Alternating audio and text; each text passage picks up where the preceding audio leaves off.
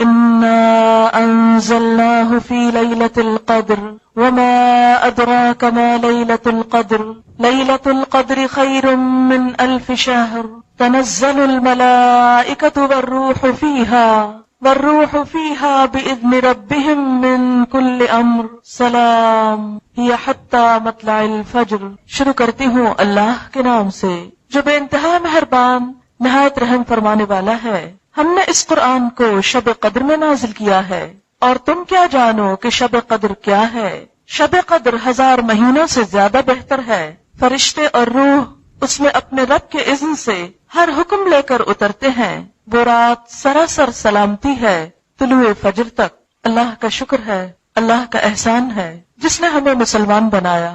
اس کا احسان ہم پر کہ اس نے ہمیں ایمان جیسی نعمت، ایمان جیسی دولت عطا فرمائی۔ اس کا احسان ہے ہم پر کہ اس نے ہمیں اپنے دین کی سمجھ عطا فرمائی۔ اس کا احسان ہے ہم پر کہ اس نے حضور اکرم صلی اللہ علیہ وسلم کو ہمارے لیے سراپا ہدایت بنا کر بھیجا۔ ہمارے پاس ایک ایسی کتاب بھیجی جو قیامت تک انسانوں کی رہنمائی کرتی رہے گی۔ اس کتاب کا ملنا دنیا کی سب سے عظیم نعمت ہے۔ یہی کتاب ہمیں بتاتی ہے کہ اللہ تعالیٰ نے اپنا یہ احسان لیلۃ القدر میں کیا۔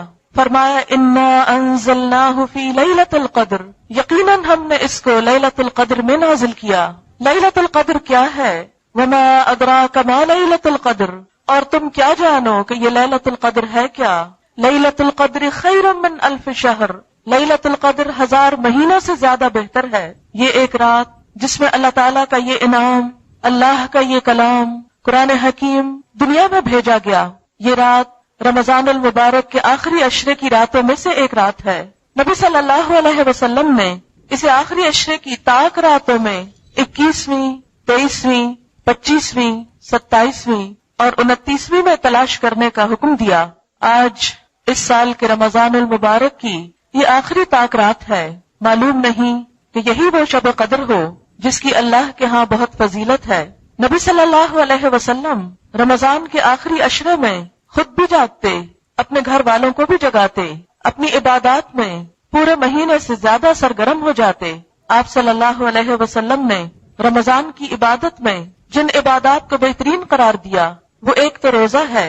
من صام رمضان ایمانا واحتسابا غفر له ما تقدم من ذنبه، جس نے رمضان المبارک کے روزے ایمان اور احتساب کے ساتھ رکھے اس کے پچھلے سارے گناہ معاف کر دیے جائیں گے۔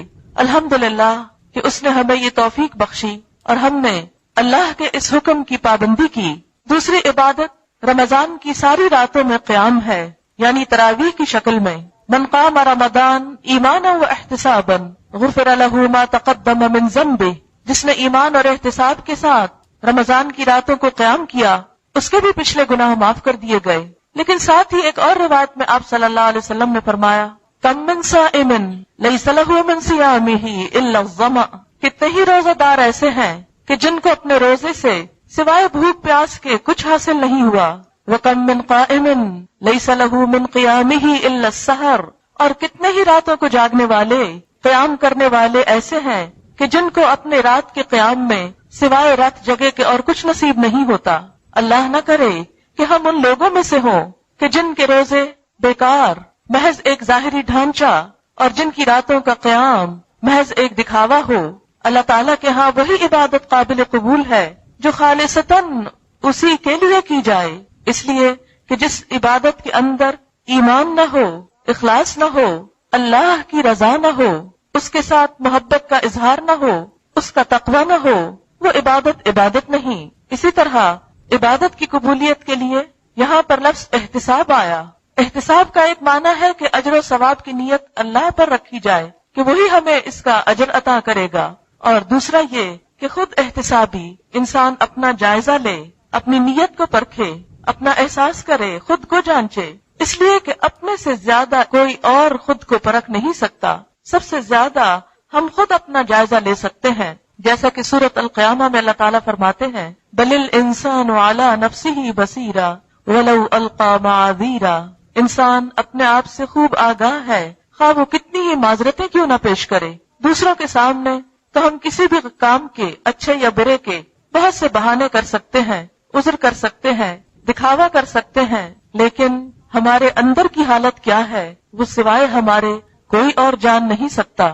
اس لیے انسان جب تک خود اپنے آپ سے خیر خواہ نہ ہو، خود اپنی بھلائی چاہنے والا نہ ہو، خود اپنی نیتوں کو پرکھنے والا نہ ہو، خود اپنے دل کا جائزہ لینے والا نہ ہو، اس وقت تک کوئی انسان کسی دوسرے کا بھلا نہیں کر سکتا۔ ساری دنیا مل کر بھی ہمارے ایمان کو فائدہ نہیں پہنچا سکتی، ہماری نیت کو درست نہیں کر سکتی، ہمیں اللہ تعالیٰ کا قرب اور تقوی کا احساس نہیں دے سکتی، جب تک یہ تڑپ، جب تک یہ احساس ہمارے اپنے اندر سے نہ جاگے۔ اس لیے اصلاح کا پہلا نقطہ، اصلاح کی پہلی سیڑھی خود انسان کے اپنے اندر ہے۔ لہذا رمضان المبارک کی تیسری چیز جس پر بخشش کا وعدہ ہے وہ لیلۃ القدر کا قیام ہے۔ من قام لیلۃ القدر ایمانا و احتسابا غفر له ما تقدم من ذنبه، کہ جس نے لیلۃ القدر میں ایمان اور احتساب کے ساتھ قیام کیا اس کے بھی پچھلے گناہ معاف کر دیے گئے۔ لہذا اس رات کی بھی افضل ترین عبادت، اہم ترین عبادت، سنت نبوی صلی اللہ علیہ وسلم کے مطابق عبادت قیام اللیل ہے، یعنی رات کو نماز میں کھڑے ہو کر قرآن پاک کا پڑھنا یا سننا، یہ اس رات کی افضل ترین عبادت ہے۔ اسی لیے آج کا پروگرام قیام اللیل سے شروع کیا گیا ہے۔ بات یہ ہے کہ ہم میں سے ہر شخص اس قابل نہیں ہوتا کہ وہ قرآن کا ایک بڑا حصہ زبانی یاد کر سکے، لہٰذا یہ سہولت کہ رات کے وقت عورتوں کو گھروں سے نکال کر ایک جگہ جمع کرنا اس وجہ سے ہے تاکہ ان لوگوں کے ساتھ قرآن پاک پڑھا جا سکے، سنا جا سکے، نماز ادا کی جا سکے، جنہیں اللہ تعالیٰ نے یہ سعادت بخشی ہے۔ اور پھر انفرادی طور پر عبادت کرنے سے بسا اوقات انسان کے اندر سستی آ جاتی ہے۔ جب انسان دوسروں کے ساتھ مل کر ایک کام کرتا ہے تو دوسروں کو دیکھ کر انسان نیکی پر ثابت قدمی اختیار کرتا ہے کہ اگر دوسرے جاگ رہے ہیں تو میں بھی جاگ سکتا ہوں، اگر دوسرے کھڑے ہو کر عبادت کر رہے ہیں تو میں بھی کر سکتا ہوں، یا دوسرے دعائیں مانگ رہے ہیں تو میں بھی یہ مانگ سکتا ہوں، میں آخر دوسروں سے پیچھے کیوں رہوں۔ اس لیے الحمدللہ اس رات کی عبادت کا ایک حصہ آپ نے مکمل کیا رمضان ہی کی رات میں، پھر دوسرا حصہ قرآن پاک کو سمجھنا، کیونکہ یہ قرآن انہی راتوں میں سے ایک رات میں لیلۃ القدر میں اللہ تعالیٰ نے نازل فرمایا۔ اس رات کی قدر و قیمت دوسری راتوں کے مقابلے میں آخر کیوں ہے؟ یہی رات کیوں؟ سال میں بے شمار راتیں ہیں، کئی سو راتیں ہیں، ان کے اندر جاگنا یا ان کی عبادت اتنی اہم کیوں نہیں؟ اور ان راتوں کی عبادت اتنی اہم کیوں ہے؟ اس لیے کہ اس رات کو اللہ تعالیٰ نے فضیلت بخشی، اس کی قدر اور اس کی اہمیت خود بتائی۔ انا انزلناہ فی لیلۃ القدر، قدر کا معنی قدر و قیمت بھی ہے۔ اس رات کی قدر و قیمت یعنی قدر و قیمت والی رات کیوں ہے کہ اس رات میں اللہ تعالیٰ نے قرآن پاک اتارا ہے۔ تو جس رات میں قرآن پاک اتارا گیا اس رات کو قرآن پاک کی وجہ سے یہ اہمیت حاصل ہوئی، اس کی یہ فضیلت کہ لیلۃ القدر خیر من الف شہر، لیلۃ القدر 1000 مہینوں سے بڑھ کر بہترین رات ہے۔ اس کی بنیادی وجہ یہی ہے کہ اس رات میں قرآن پاک نازل کیا گیا۔ قرآن پاک اللہ تعالیٰ کا ایک احسان ہے ہم پر، لہذا اس احسان کو محسوس کرنا، اس احسان کو احسان سمجھنا آخر کس طرح ہو سکتا ہے؟ اسی وقت جب ہم اس کتاب کا حق ادا کریں۔ اس کتاب کا حق کیا ہے؟ نمبر 1 کہ اس کو صحیح طور پر پڑھنا آئے، جس طرح یہ اتری ہے اسی طرح اس کو پڑھا جائے۔ نمبر 2 اس کو سمجھا جائے، اس پر غور و فکر کیا جائے۔ نبی اکرم صلی اللہ علیہ وسلم کی اپنی زبان عربی تھی، صحابہ کرام بھی عربی سے خوب واقف تھے، لہذا ان کو ترجموں کی اور تفسیروں کی بہت زیادہ ضرورت نہیں پڑتی تھی، کیونکہ عملی تفسیر نبی اکرم صلی اللہ علیہ وسلم کی شکل میں ان کے درمیان موجود تھی۔ قرآن کی عبارت کو ڈائریکٹلی سمجھتے تھے، لہذا جب ان کے ہاں قرات ہوتی تو ان کے اندر خود بخود خشوع آتا، ایک ایک آیت پر وہ رویا کرتے تھے۔ آج ہماری آنکھوں میں کوئی آنسو نہیں ہوتا، ہمارے دل نرم نہیں ہوتے، اس لیے کہ قرآن ہمارے دلوں میں نہیں اترتا، ہم اس کا معنی نہیں سمجھتے۔ نبی صلی اللہ علیہ وسلم کی قرات کا طریقہ یہ تھا کہ جہاں عذاب کی آیتیں آتی وہاں رک کر آپ عذاب سے پناہ مانگا کرتے تھے، جہاں اللہ تعالیٰ کی صفات کا ذکر آتا وہاں اللہ تعالیٰ کی تسبیح بیان کرتے، اور جہاں جنت کا ذکر آتا وہاں اللہ تعالیٰ سے اس کا فضل اور جنت مانگتے۔ لیکن آج ہمارے اندر یہ کیفیت کیوں نہیں ہوتی؟ قرآن سنتے وقت بھی ہماری نگاہیں ادھر ادھر کیوں اٹھتی ہیں؟ ہمارے دل اس کی طرف متوجہ کیوں نہیں ہوتے؟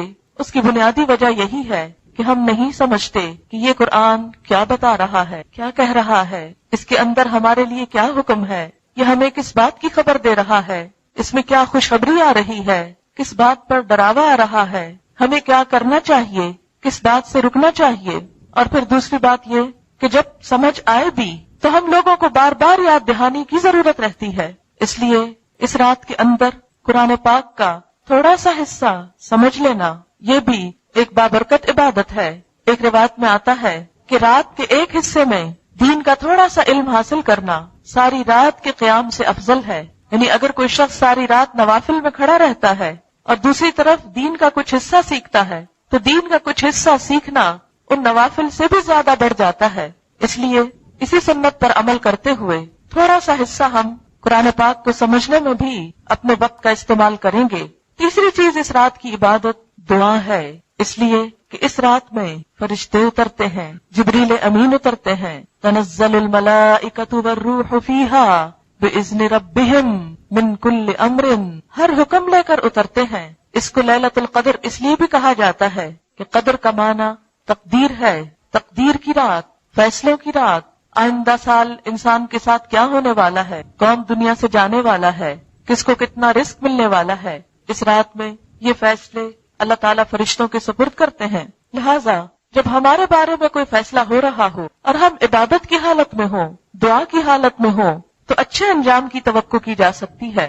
معلوم نہیں اگلا رمضان ہماری زندگی میں آتا ہے یا نہیں، پھر سے یہ عبادتیں اور راتیں نصیب ہوتی ہیں کہ نہیں۔ کسی کو اپنی صحت، اپنے وقت، اپنی عمر کے بارے میں کوئی بھی گارنٹی نہیں۔ لہٰذا اس رات کو کثرت سے دعائیں مانگنی چاہیے۔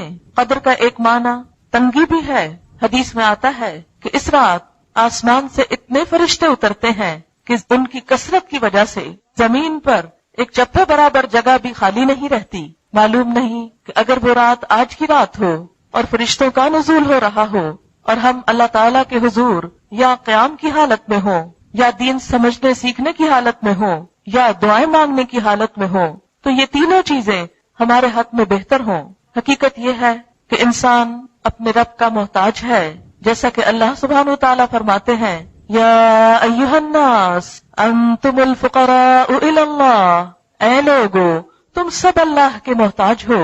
بندہ ہونے کی حیثیت میں ہم سب محتاج ہیں، ہم سب ضرورت مند ہیں۔ ہم سانس نہیں لے سکتے اگر وہ ہمیں سانس لینے کی توفیق نہ دے، ہم ایک قدم نہیں اٹھا سکتے اگر وہ ہمیں چلنے کی قوت نہ دے، ہم کچھ دیکھ نہیں سکتے اگر وہ ہمیں نگاہ نہ بخشے، ہم سن نہیں سکتے اگر وہ ہمیں قوت سماعت نہ دے۔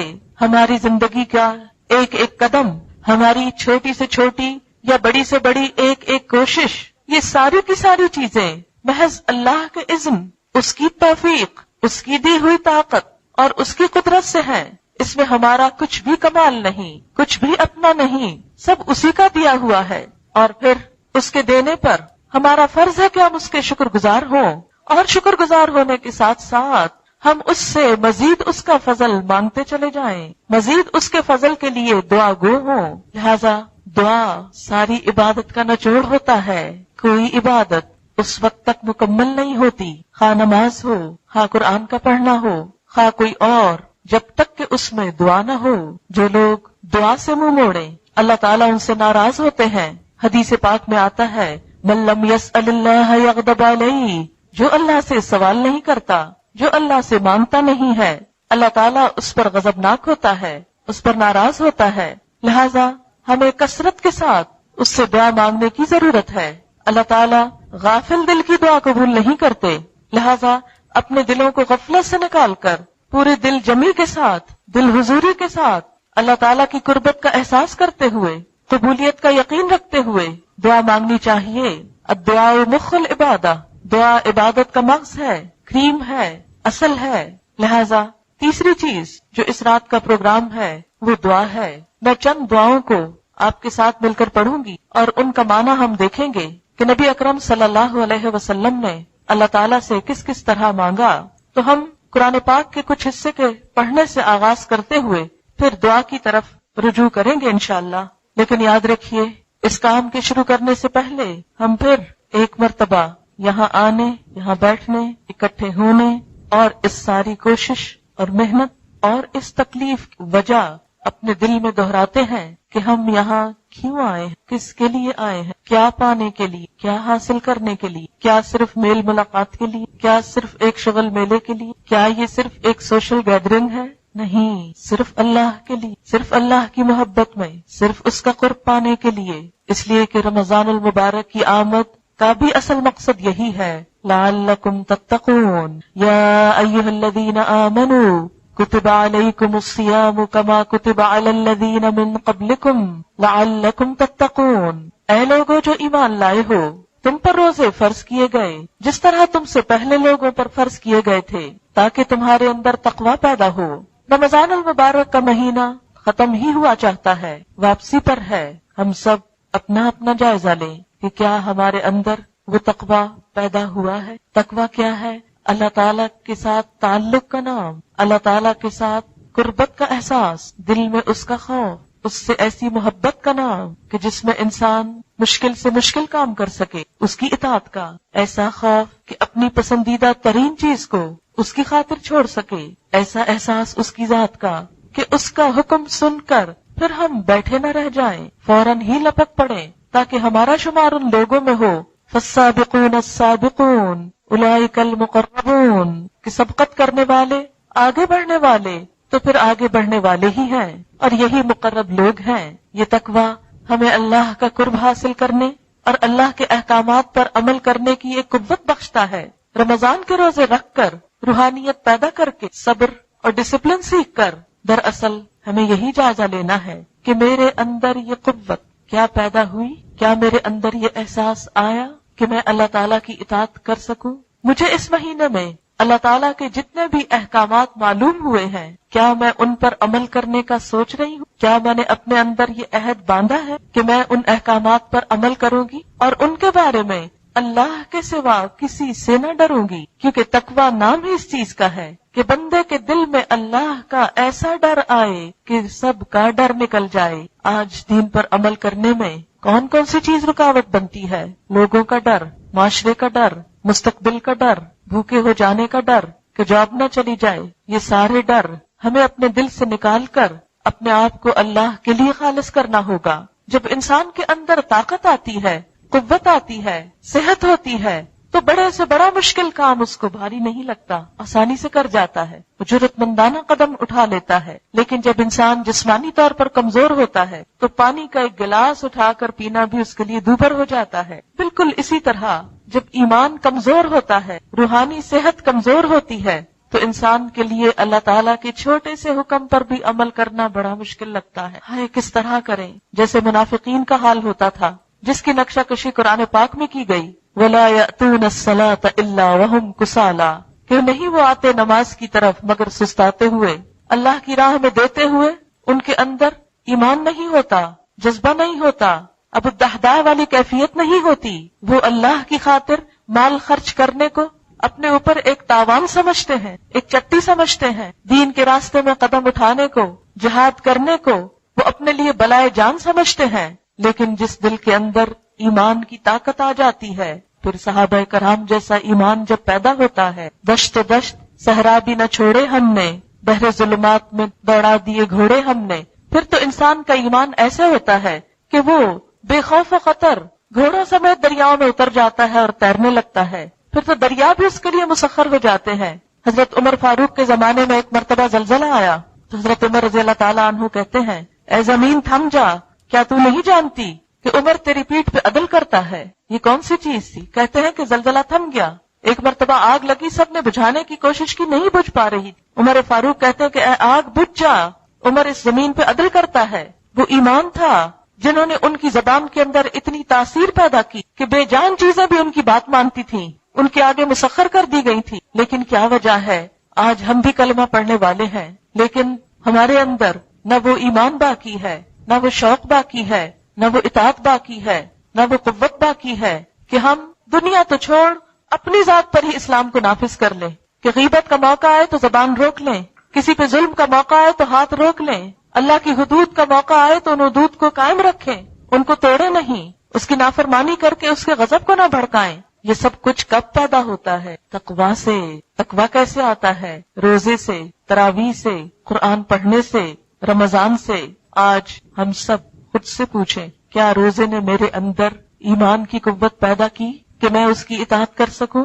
اگر یہ قوت اپنے اندر پائیں کہ رمضان سے پہلے جو کچھ آپ کرتے تھے، اگر کوئی غلط کام کرتے تھے جس کو آپ غلط سمجھتے تھے، تو آج اس قابل ہو کہ اس کو چھوڑ سکیں۔ کوئی نیک کام جس کی آپ تمنا کرتے تھے کہ میں یہ کر سکوں، تو اب اس قابل ہو رمضان کے گزرنے پر کہ آپ اس کو کر سکیں۔ کوئی چیز جو زندگی میں مشکل نظر آتی ہو، آج ہمارے اندر اگر وہ تقویٰ پیدا ہو گیا ہے کہ وہ ہم کو آسان نظر آنے لگے اللہ کی اطاعت میں سے، تو سمجھے کہ اس روزے سے ہم نے کچھ حاصل کیا، قرآن کے پڑھنے سے ہم کو کچھ نصیب ہوا۔ لیکن اگر یہ کیفیت نہیں آئی تو پھر ہم میں سے ہر ایک اپنے اپنے دل کا جائزہ لے کہ پورا مہینہ گزر گیا اور ہم کہاں کھڑے ہیں۔ لیکن گزرتے لمحے کچھ ابھی بھی باقی، وہ جو ہماری کوششوں سے نہیں ہو سکا، آج اللہ کے حضور دعائیں مانگ کر، گڑ گڑا کر اس سے وہ قوت مانگے، اس سے وہ طاقت مانگے کہ جس سے ہم وہ عمل کر سکیں، جس کی وجہ سے ہم اس کی بخشش کے قریب ہو سکیں، اس کی اطاعت کے قریب ہوں۔ کیونکہ ہر سال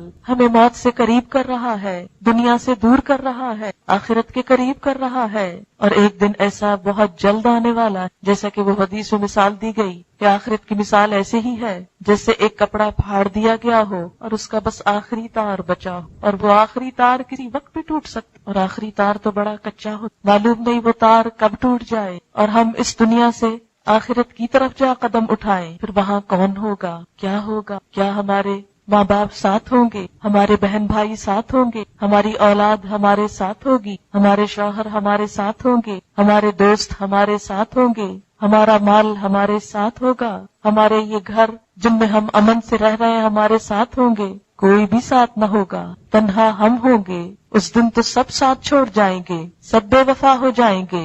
یوم یفر المرء من اخیہ وامہ وابیہ وصاحبتہ وبنیہ لکل امرئ منہم یومئذ شأن یغنیہ۔ جس دن انسان بھاگے گا اپنے بھائی سے، اپنی ماں سے، اپنے باپ سے، اپنے بیٹے سے، اپنی بیوی سے، سب رشتوں سے، اور ہر شخص کو اپنی ایسی حالت پڑی ہوگی جو اسے دوسرے سے بے نیاز کر دے گی، کوئی بھی اس سے نیاد نہ رہے گا۔ لا یسأل حمیم حمیما، کوئی دلی دوست کسی دوست کو نہ پوچھے گا۔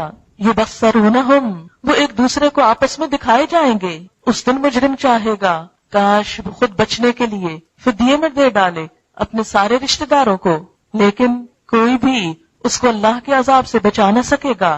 لہذا ہم سب کے لیے ضرورت اس بات کی ہے کہ دنیا سے جانے سے پہلے اپنے لیے کچھ تو ایسا سامان کریں، کچھ تو ایسی چیز جمع کر لیں کہ جو کل کام آنے والی ہے، جو اللہ تعالیٰ کو پسند آنے والی ہے، جو اس کو راضی کرنے والی ہے۔ لہذا اس بات کی خصوصی طور پر آج کی رات میں دعائیں مانگنی ہے تاکہ ہم اس دنیا سے جائیں، ایمان کی حالت میں جائیں، عمل صالح کے ساتھ جائیں، ان چیزوں کے ساتھ جائیں جو اللہ تعالیٰ کو پسند آ جائیں، اور پھر جب اصل زندگی شروع ہو، یہ تو امتحان والے دن ہے نا، اصل زندگی جب شروع ہو تو واقعی وہ عیش و عشرت، وہ آرام، وہ نعمتیں، وہ راحتیں، وہ جنتیں ہمارا مقدر ہوں کہ جس کی ہمیں تڑپ ہے، طلب ہے، تمنا ہے، لیکن جنت کی قیمت عمل ہے، صرف طلب نہیں، عمل۔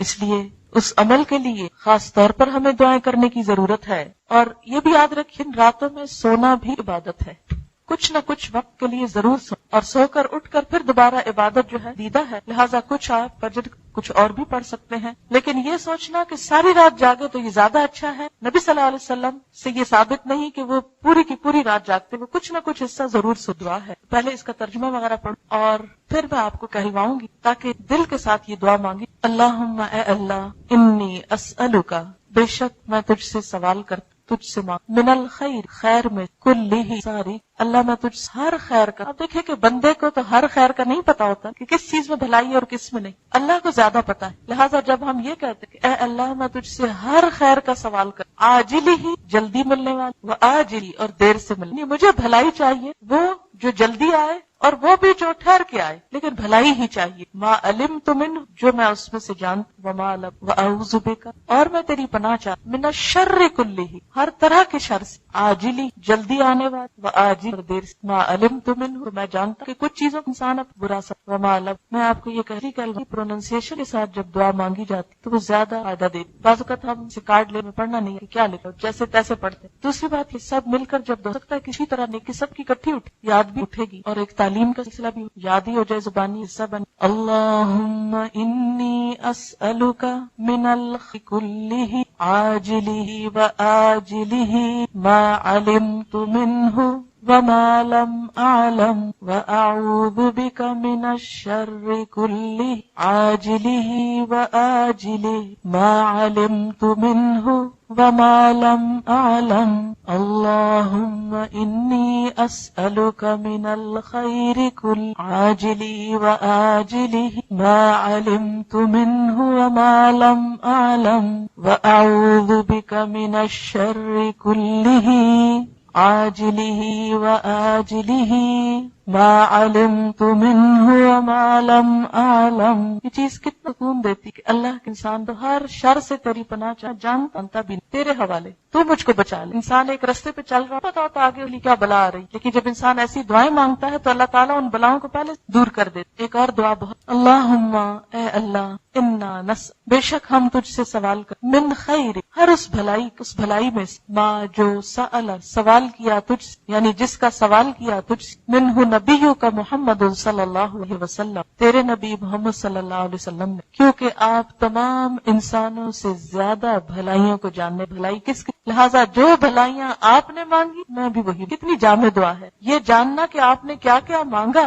ये एक मुश्किल काम है। सारी जिंदगी पे आप लगा दें तो शायद वो सब कुछ न मांग पाए जो आप सल्लल्लाहु अलैहि वसल्लम ने मांगा। इसलिए जब हम ये कहते हैं कि अल्लाह हम वो सब कुछ मांगते हैं जो आपने मांगा, तो गोया छोटे से अल्फाज में एक बहुत बड़ी दुआ मांग, व नऊज़ु बिका, और हम पनाह चाहते हैं तेरी, मिन शर्र, हर उस शर से, मस्तआज़ मिन्हु, इससे पनाह मांगी नबियों का मोहम्मद सल्लल्लाहु, तेरे नबी सल्लल्लाहु अलैहि वसल्लम ने, यानी जिस शर से बचने के लिए दुआ की, या अल्लाह तू हमको भी हर उस शर से बचा ले। लेकिन हमें आप सल्लल्लाहु अलैहि वसल्लम से अगर मोहब्बत है, हम आपका साथ चाहते हैं कि क़यामत के दिन आप हमारी शफाअत करें, हम आपके साथ हों, तो उसी वक्त हो सकते हैं कि जब हम वो काम करें जो आपने की, और उन चीजों से बचें जिनसे आप बचे, या हमें वही भलाइयां मिलें जो आपने मांगी, और हर उस शर से हम बच सकें जिससे आप बचे। इस तरह इंशाअल्लाह ताला आपका साथ भी नसीब। व अंतल मुस्तान, और तू ही है जिससे मदद मांगी जाती, तेरे सिवा किससे मांगे। देखिए सारे पैगम्बरों ने अपना हाथ अल्लाह के, हजरत आदम अलैहिस्सलाम ने अल्लाह से दुआ की, रब्बना ज़लमना अनफुसना व इल्लम तग़फिर लना व तरहमना लनकूनन्ना मिनल खासिरीन। नूह अलैहिस्सलाम को जब दुश्मनों ने सताया तो उन्होंने अल्लाह से मांगा, रब्बि इन्नी मग़लूबुन फन। हजरत अय्यूब अलैहिस्सलाम पर जब लंबा अरसा बीमारी का गुजरा तो उन्होंने अल्लाह से मांगा, अन्नी मस्सनी अद्दुर व अंत अरहमुर राहिमीन, अल्लाह मुझे तो तकलीफ और तू सबसे बड़ा रहम फरमा। यूनुस अलैहिस्सलाम को जब मछली ने निगल लिया तो उन अंधेरों में गम की हालत में उन्होंने अल्लाह ला इलाहा इल्ला अंत सुबहान इन्नी कुन्तु मिनज़ ज़ालिमीन। इसी तरह बाकी अंबिया अलैहिमुस्सलाम अल्लाह ही को, नबी सल्लल्लाहु अलैहि वसल्लम की ये सारी दुआएं ये हमें क्या बताती कि आप अल्लाह से मांग, बड़ाई को तस्लीम कर ले, उसके पास है उसको बड़ा सा हाथ होता है, देने वाले को ऊपर ही समझते। तो दुआ मांगना दरअसल बड़ाई को मान ले, अल्लाह तू हम बंदे आजिज़ तल मुस्तान ही तो है, इससे मांगा जाता, जिससे मदद तलब की जाती, तेरे सिवा किसके पास, किससे मांगे, कौन दे सकता, कौन सुन सकता है। आप देखिए बाजू को जरूरत पड़ी, किसका दरवाजा, किसको जगाऊं, वो दे सकते, काम आ सकते, बहुत बताने के कहते अंदर आए बाप ने उनसे रहम भी नहीं मांगा, कहती है मेरे मुंह से अचानक या अल्लाह तू बड़ा ही नहीं, ना वो कुछ ना वो हाथ लगा सकते, जैसे आए थे वैसे चले गए, या अल्लाह तू बड़ा तेरे, और कहती मुझे डरने की ताकत, कहते मैं आपको सिर्फ ये बताना है जो कुरान में, कुरान के बगैर मुझे इस किताब मान, और अल्लाह बड़ा, कि जब इंसान को बड़ा समझता कर ले चीज बेबस हो जाती, जब भी दुआ मांग यकीन या अल्लाह तू दे सकती, इस वक्त किससे मशवरा छुड़ाने, कौन बचाने, कोई नहीं, तू ही कर। मैंने ये टापे वगैरह लेके मैं उनको जब ये मैंने उनको कोई जवाब नहीं दिया, और मैं उनको कह रही वो आगे से जवाब दे, दुआ तो बहुत की है, आप कुछ मेरे हाथ में, अगर तुम अल्लाह से मायूस बात चीज कोई हकीकत नहीं था, जो अल्लाह ही यकीन से पुकारते खुदा, जब भी कोई आप दुआ कर जुमले को समझा कर, छोटा हदीस में आता है दुआ बलाओं के मामले में भी फायदा देती है, उतर चुकी, और ان کے مقابلے میں بھی فائدہ دیتی ہے جو ابھی آئی نہیں ہوتی. کچھ دعائیں تو اس وقت انسان مانگتا ہے جو انسان کو کوئی پریشانی ہے، تو اس دعا سے پریشانی چلی جاتی، جیسے حضرت نوح علیہ السلام کو نجات ہو، جیسے حضرت یونس علیہ السلام کو نجات ہو، جیسے ایوب علیہ السلام کی، زکریا علیہ السلام کو اولاد نصیب. یہ سب کو اس کا نتیجہ تھا. بتائیں دعاؤں کا نتیجہ تھا. ہم کیوں نہیں مانگتی؟ دعاؤں میں یقین پیدا کریں، زاری پیدا کریں، بندوں پہ بھروسہ نہ کریں، اللہ پہ کریں. کوئی میرے تیرے جیسا کوئی کسی کا کچھ نہیں بنا سکتا، نہیں دے سکتا. سب باتیں رب خلوص نئے یقین کے ساتھ اس کی طرف آپ توجہ کریں، ضرور سنیں. خزانوں کی چیز کی کمی نہیں، یہ رات قبول یقین سے مانگنے بھی تو اتنی پریشان، جتنی اگلی چیزیں زندگی میں تکلیف دیتی، جن چیزوں کے فکر میں ہم سب، دنیا کا ہو یا آخرت، ان سب چیزوں کے معاملے میں اللہ فائدہ دیتی. دعا ایسی چیز جو رد نہیں، یا تو فوراً مل جاتی ہے، یا کوئی تکلیف ٹل جاتی، یا آخرت کے لیے جمع ہو جاتی. قیامت کے دن جب انسان جائے گا اللہ کے پاس اور اپنی دعاؤں کو جمع ہوتے دیکھے گا، انسان کہے گا کاش دنیا میں کچھ نہ ملتی بھی، مایوس ہو کے نہیں دعا کر، یقین سے. اور اگر دیر ہو رہی ہے نا قبولیت میں تو ضرور سوچیں کہ ابھی اس قابل نہیں سنبھال سکتا، ابھی اہل نہیں، پورے یرد مانگی جا سکتی. اور بس علیک البلا، اور تجھ تک پہنچائیں بھی. بعض اوقات کسی کو اپنی مصیبت پتہ ہے وہ الٹا ہنس، کوئی برا بلا کہنے، کوئی ترس کھانے لگتا ہے، کوئی جو بندے کو نہ شرمندہ کر، نہ اس پہ ہنس، نہ اس کو رسوا کر، نہ اسے نگاہوں میں حقیر اور ذلیل. وہ بھی دکھ جو تکلیف تک پہنچا تیرے حوالے، تو ہی جو چاہے ان کے ساتھ، اور تجھ سے تو خیر ہی خیر کی. ولا قوت، کوئی بھی مدد اللہ ہی، جو ہونا ہے اسی کے عزت، اسی کی توفیق، اسی کی مدد سے. اتنا خالص یہ عقیدہ ہو فائدہ. اب اس جذبے کے ساتھ اللہم انا نسألک من خیر ما سألک منہ نبیک محمد صلی اللہ علیہ وسلم ونعوذ بک شر ما استعاذ منہ نبیک محمد صلی اللہ علیہ وسلم وانت المستعان وانت المستعان وانت المستعان وعلیک البلاغ ولا حول ولا قوة الا باللہ ولا حول ولا قوة الا باللہ. جب یہ جملہ پڑھ، ہر دنیا، ہر طاقت، ہر سے بے نیاز ہو کہ اللہ کی طاقت پہ یقین رکھ کے یہ جملہ بول. ولا حول ولا قوة الا باللہ ولا حول ولا قوة الا باللہ ولا حول ولا قوة الا باللہ. رب اعنی، اے میرے رب میری مدد فرما. ولا تعن علی، اور میرے خلاف میرے دشمنوں کی. وانصرنی، اور مجھے غلبہ دے. ولا تنصر علی، کسی کو مجھ پہ غلبہ نہ. وامکر لی، اور میرے لیے تدبیر. ولا تمکر علی، میرے خلاف نہ تدبیر. واہدنی، اور مجھے ہدایت. ویسر الہدی الی، اور ہدایت کو میرے لیے، ہدایت کا میرے لیے. ونس، اور میری مدد کر. علی من بغى علی، اس شخص کے خلاف جو مجھ پہ زیادتی. تو میری، میں تجھ کو پکڑتی ہوں، تو بدلا. رب جعل، اے میرا رب بنا دے مجھ کو لکا، اپنے لیے بہت زیادہ شکر کرنے. لکا ذکارا، اپنا بہت زیادہ ذکر کر. زکا مبالغہ کا سی، یا اللہ سب سے زیادہ ذکر کر. لکا رہابن، بہت زیادہ تجھ سے ڈرنے والا. لکا متوا، بہت زیادہ تیری اطاعت کرنے والا. الیک مخ، تیری واہن آہیں بھرنے. منیبا، رجوع کرنے والا. بتقبل توبتی، اے میرے رب میری توبہ قبول کر لے. واغسل حوبتی، اور میرا گناہ دھو ڈال. واجب دعوتی، اور میری دعا قبول کر لے. وثبت حجتی، اور میری دلیل ثابت کر دے. واہد قلبی، اور میرے دل کو ہدایت دے دے. وسدد لسانی، اور میری زبان کو درست. اسلل سخیمت قلبی، اور میرے دل کے کینے نکال دے. رب اعنی ولا تعن علی، رب اعنی ولا تعن علی، رب اعنی ولا تعن علی، وانصرنی ولا تنصر علی، وامکر لی ولا تمکر علی، وامکر لی ولا تمکر علی، واہدنی ویسر الہدی الی، ویسر الہدی الی، وانصرنی علی من بغى علی، وانصرنی علی من بغى علی. رب اجعلنی لک شکارا لک شکارا لک شکارا لک ذکارا لک ذکارا لک رہابا لک رہابا لک مطواعا لک مطواعا الیک مخبتا اواہا منیبا رب تقبل توبتی رب تقبل توبتی رب تقبل توبتی واغسل حوبتی. اپنے گناہوں کو یاد کر کے دعا مانگے. واغسل حوبتی کا مطلب میرے گناہوں کی دھو دے. جیسے انسان کے جسم پہ ذرا پسینہ آئے، میل مٹی آئے، کتنا دل گھبراتا ہے. انسان کہتا ہے نہا لوں کہ سب دھل جائے. اللہ تعالیٰ یہ جو گناہوں نے مجھے بوجھل کر دی بالکل صاف کر دے. واغسل حوبتی واغسل حوبتی واجب دعوتی واجب دعوتی.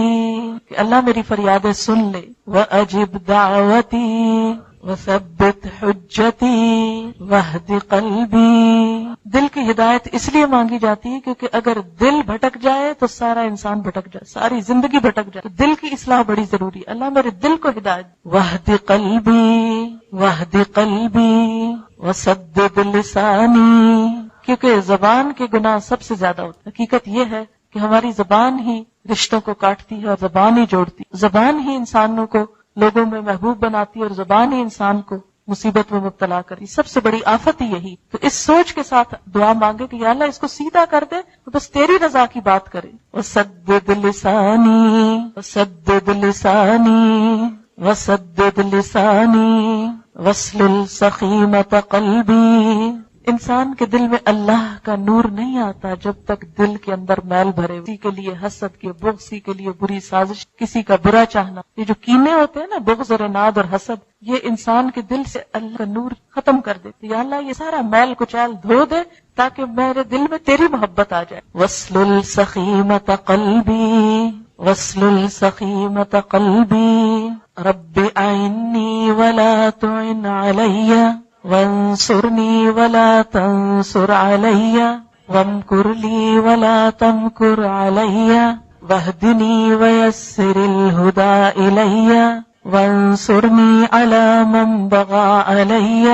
جن لوگوں کو یہ جملہ مشکل لگے نا، جو نئے پڑھ رہے ہیں آج پہلی دفعہ، وہ بے شک صرف آمین کہہ دیں اور جو پڑھ سکے وہ دہرا لیں. اور دوسری بات یہ کہ سہولت ہوتی ہے، چھوٹی کتاب کی طرح کی ہے، کارڈ، یہ اپنے بیگ میں ہر وقت، یہ جیسے یہ کتاب ہے قرآنی اور مسنون دعائیں، اس میں ساری قرآنی دعائیں یہ ساری ایک طرف عربی لکھی ہوئی، ایک طرف اردو لکھی. اگر یہ کتاب آپ کے پاس ہو، تہجد کے وقت بیٹھ کے ساری پڑھ لیں، افطاری کے وقت پڑھ لیں، عمرے پہ جائیں پڑھ لیں، اور یہ آہستہ آہستہ یاد بھی ہوتی جاتی. اگر عربی نہیں بھی آتی تو اردو میں یہ ساری دعائیں مانگ لیں جو حضور صلی اللہ علیہ وسلم نے مانگی، اور اس سے یاد بھی کرتے. بجعلنی لک شکارا لک ذکارا لک رہابا لک مطواعا الیک مخبتا اواہا منیبا رب تقبل توبتی واغسل حوبتی واجب دعوتی وثبت حجتی واہد قلبی وسدد لسانی واسلل سخیمۃ قلبی. کم ہے میں اردو میں تھوڑی دعا کروں گی. سبحان اللہ والحمد للہ ولا الہ الا اللہ واللہ اکبر ولا حول ولا قوة الا باللہ العلی العظیم. اللہم صل علی محمد وعلى آل محمد كما صليت على إبراهيم وعلى آل إبراهيم إنك حميد مجيد. وبارك على محمد وعلى آل محمد كما باركت على وعلى آل إبراهيم وفي الآخرة وقنا. یا اللہ پاک یہ قرآن جو مکمل ہوا اپنی رحمت سے قبول فرما. جنہوں نے پڑھایا ان کی کوشش قبول فرما، جنہوں نے سنا ہے ان کی کوشش قبول فرما. ہم سب کو عمل کی توفیق عطا فرما. اس کا قرآن ہمارے دلوں میں اتار دے. اس کو ہمارے حق میں حجت بنانا، اس کو ہمارے خلاف حجت نہ بنانا. یا اللہ ہماری نیتوں کو صرف اپنے لیے خالص کر. ہمیں ہر طرح کی ریاکاری سے بچا. یا اللہ اس پر ہمیں عمل کی توفیق عطا فرما. اس کو ہمارے لیے صدقہ جاریہ بنا. یا رب العالمین ہمارے بچوں کو ہدایت عطا فرما، انہیں نیکی کی توفیق عطا. یا اللہ ہمارے والدین پر اپنی رحمت فرما، ان کے درجات بلند فرما، ان کو صحت کاملہ عطا فرما. یا اللہ جتنے بھی حاضرین مجلس ہیں ان کے دلوں میں جو دعائیں ہیں، نیک تمنائیں، یا اللہ ان سب کو پورا فرما. یا اللہ مسلمانوں کے درمیان باہم محبت پیدا کر، اتفاق اور اتحاد پیدا کر دے. اللہ ہمیں ان کاموں کی توفیق دے جن سے تو راضی ہو جائے. یا اللہ جو بھی ہماری زندگی میں کوئی غلط بات اور کام ہو، اللہ ہماری زندگی کو اس سے دور کر دے، ان غلط چیزوں کو ہم سے ہٹا دے اور ہمیں اپنی رضا کے کام کی توفیق دے.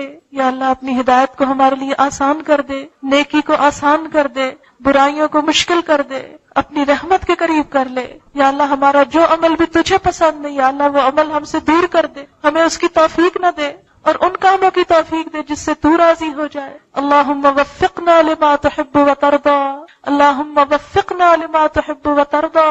یا اللہ تو ہمیں اپنا قرب نصیب فرما، اپنی محبت نصیب فرما، صالح بندوں کی صحبت نصیب فرما، اچھے دوست عطا فرما یا رب العالمین۔ تو ہماری اولاد کو ہمارے لیے صدقہ جاریہ بنا یا اللہ، ہمارے بچوں کو نیک بنا، انہیں دنیا اور آخرت کی کامیابی عطا فرما یا اللہ، ہمارے اولاد کو ہماری آنکھوں کی ٹھنڈک بنا، ہمارے شوہروں کو ہماری آنکھوں کی ٹھنڈک بنا، ہمارے گھروں کی تکلیفیں، دکھ، پریشانیاں دور فرما یا اللہ، بیماریاں دور فرما یا اللہ، جو اپنے بچوں کے لیے پریشان ہے، رشتوں کے لیے ان کی پریشانیاں دور فرما یا رب العالمین۔ جو مالی پریشانیوں میں مبتلا ان کی پریشانی دور کر دے، مقروض لوگوں کی مدد فرما یا رب العالمین۔ جو رزق حلال کے لیے کوشاں ہیں ان کی مدد فرما، پاک حلال وافر رزق عطا فرما یا رب العالمین۔ تو ہم سب کی مدد فرما یا اللہ، اس قرآن کی روشنی گھر گھر میں پھیل جائے، دنیا کے گوشے گوشے میں پھیل جائے۔ جو لوگ بھی اس کام کے لیے کوشش کر رہے ہیں ان سب کی کوششوں کو برکت عطا فرما، سب کی محنتوں کو قبول فرما یا اللہ، مسلمانوں کو ایک کر دے یا اللہ، سب کے گھروں میں سکون پیدا کر دے، سب کے درمیان موافقت پیدا کر دے یا رب العالمین۔ امت مسلمہ میں اتحاد پیدا کر دے یا اللہ، بوسنیا، چچنیا، کشمیر، فلسطین کے مسلمانوں کی مدد فرما یا اللہ، ان مظلوم مسلمانوں کی مدد فرما یا اللہ، جن پر تیرے نام کی وجہ سے ظلم ہو رہا ہے یا اللہ، ان کی مدد فرما یا رب العالمین۔ تو سب کو ہدایت عطا فرما، سب کو نیکی کی توفیق دے یا اللہ، ہم اپنی طاقتوں کو غلط کام کی بجائے اچھے کاموں میں لگائیں یا اللہ، ہماری منزلوں کو ہمارے لیے واضح کر دے، ہماری زندگی کو با مقصد کر دے، اس مقصد کے لیے ہمیں دن رات کوشش کی توفیق دے، جو کوششیں ہم کر رہے ہیں ان میں برکت پیدا کر دے، ان کو قبول کر لے یا رب العالمین۔ ساری دنیا میں تیرا نام بلند ہو جائے اور ہمیں اس کام کے لیے چن لے یا اللہ، یہ کام ہم سے لے لے یا اللہ، ہم سب کو اس کے لیے کوشش کی توفیق دے یا اللہ، اس کام کے لیے آگے بڑھنے کی توفیق دے یا اللہ، ہمیں اپنا وقت، اپنا مال، اپنی جوانی، اپنی زندگی اس کام میں لگانے کی توفیق یا رب العالمین۔ تو ہمارے گناہوں کو، کوتاہیوں کو معاف کر دے، ہماری نیتوں کے خلل کو دور کر دے یا رب العالمین۔ تو ہماری ان کوششوں کو قبول فرما یا اللہ، ہمارے دلوں میں نور ایمان پیدا کر دے یا رب العالمین۔ آج کی رات کی رحمتیں اور برکتیں ہم کو نصیب کر دے، ہمارے دلوں کو بدل دے، ہمارے دلوں کو ہدایت دے دے یا رب العالمین۔ اس عمل کی توفیق جو تجھ کو پسند آ۔ رب اوزعنی ان اشکر نعمتک التی انعمت علی وعلی والدی وان اعمل صالحا ترضى وَأَصْلِحْ لِي فِي ذُرِّيَّتِي إِنِّي تُبْتُ إِلَيْكَ یا رب العالمین۔ تو اپنی رحمت سے ہم سب کو دنیا اور آخرت میں بلند درجے عطا فرما یا اللہ، ہمارا انجام اچھا کر۔ اللہم احسن عاقبتنا فی الامور کلہا واجرنا من خزی الدنیا وعذاب الآخرہ۔ رب العالمین، ہماری موت ایمان پر مرتے وقت کلمہ نصیب۔ اللہم اعنی علی غمرات الموت وسکرات الموت، موت کی بے ہوشیوں میں تو ہمارا مددگار ہو جانا، ہماری جان آسانی سے نکل، ہمیں شہادت کی موت دے یا اللہ، ہماری قبروں کو روشن کر دینا، انہیں جنت کے باغوں میں سے ایک باغ بنا دینا یا اللہ، دوزخ ہم پہ حرام کر دینا یا رب العالمین۔ اپنی مخلوق کو، اپنے بندوں کو اس آگ سے بچنے کی توفیق یا رب العالمین۔ ہمارا حساب آسان کر دینا یا اللہ، ہمیں جنت الفردوس میں جگہ عطا فرما اللہ، جہنم سے بچا لینا، پل صراط کو امن امان سے پار کرا دینا، استقامت سے پار کرا دے یا اللہ، اس بڑی آگ کے شر سے بچا لے یا اللہ، دنیا اور آخرت میں ہماری حفاظت فرما یا رب العالمین۔ تو اپنے مشن کی تکمیل فرما یا رب العالمین، اپنے اس کلام کو دنیا کے بندے تک پہنچانے کی توفیق دے یا اللہ، اس کام کو ہم سب کے لیے آسان کر دے، ہم سب کا اس میں حصہ ڈال، ہم سب کو خالص نیت سے اس کے لیے کوشش کی توفیق دے یا اللہ۔ تو ہماری ان ٹوٹی پھوٹی کوششوں کو قبول کر لے یا اللہ، تو ہمارے گناہوں کو معاف کر دے اور جو باتیں تجھ کو ہم سے اچھی نہ لگے ان کو ہم سے دور کر دے۔ ربنا تقبل منا انک انت السمیع العلیم وتب علینا انک انت التواب الرحیم، وصلی اللہ تعالی علی خیر خلق محمد وعلی آلہ واصحابہ اہل بیتہ اجمعین برحمتک یا ارحم الراحمین۔ الہی آمین۔ سبحانک اللہم وبحمدک نشہد ان لا الہ الا انت نستغفرک ونتوب الیک۔ والسلام علیکم ورحمۃ اللہ وبرکاتہ۔